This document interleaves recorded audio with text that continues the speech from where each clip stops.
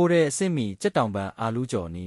ဒီဟင်းပွဲလေးကဟိုတယ်တွေမှာဆိုရင်တရုတ်ယွမ်128ယွမ်မြန်မာငွေတောင်းကနန်းထက်ပေးရတဲ့နမေကြီးဟင်းပွဲတစ်ပွဲပါအခုတော့အိမ်မှာပဲအရသာရှိချက်စားနိုင်ဖို့ရှို့ဝက်ချက်တွေကိုမျှဝေပေးသွားမှာဖြစ်ပါတယ်အာလူးတွေကိုအခွန်နွားအနေတော်တုံးပြီးရေနွေးမှာ9မိနစ်ခန့်အရင်ပြုတ်ပေးရပါမယ်ပြီးရင်တော့စီပူပူမှာရွှေအိုရောင်တန်းပြီးအပြင်သားကျွတ်လာတဲ့အထိကြော်ပေးထားရပါမယ်ကြက်တောင်ပံတွေကိုအလဲကနေထက်ပိုင်းပေးပါဒါမှအပူမြင်ဝင်ပြီးအရသာတွေကအတွင်းသားအထိပိုစိတ်ဝင်မှာဖြစ်ပါတယ်ပိုင်းထားတဲ့ကြက်တောင်ပံတွေကိုဂျင်းကြက်တုံမြေဟင်းချက်ဝိုင်ပဲငပီခရူစီနရုပ်ကောင်းမှုလို့နဲ့10မိနစ်ခန့်နဲ့ထားပါပြီးရင်တော့ကြက်ဥတစ်လုံးနဲ့ကစီတက်အနှဲငယ်ထည့်ပြီးတမအောင်နယ်ပေးပါဒါဟာကြော်တဲ့အခါအပြင်သားကိုပုံမကျွတ်စိမ့်စေမဲ့ရှို့ဝက်ချက်ဖြစ်ပါတယ်ဒဲအိုးထဲမှာစီပူလာရင်ကြက်တောင်ပံတွေကိုအပြင်သားရွှေရောင်တန်းပြီးကျွတ်လာတဲ့အထိအပူချိန်အနေတော်နဲ့ကြော်ပေးပါ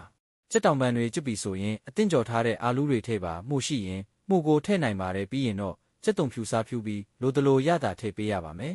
နောက်ဆုံးမှာကြက်တုံနီနဲ့ကြက်တုံမိတ်တို့ကိုထည့်ပြီးအနက်မွေးလာအောင်အပူပြင်းပြင်းနဲ့ခဏလောက်မွေးလိုက်မယ်ဆိုရင်တော့အပြင်သားကကျွတ်စိမ့်နေပြီးအတွင်းသားကတော့နူးညံ့ဆိုပြေနေတဲ့ကြက်တောင်ပံနဲ့အာလူးကြော်လေးကိုရရှိမှာဖြစ်ပါတယ်ကလေးရောလူကြီးပါလက်မလွတ်တမ်းကြိုက်နှစ်သက်မဲ့ဟင်းပွဲလေးဖြစ်လို့ချက်စားကြည့်ဖို့တိုက်တွန်းချင်ပါတယ်ဒီဟင်းချက်နီးလေးကိုသဘောကျတယ်ဆိုရင်နောက်ထပ်ဘလို့ဟင်းမျိုးတွေကိုချက်ပြပေးစေခြင်းလဲကွန်မန့်မှာပြောခဲ့လို့ရပါတယ်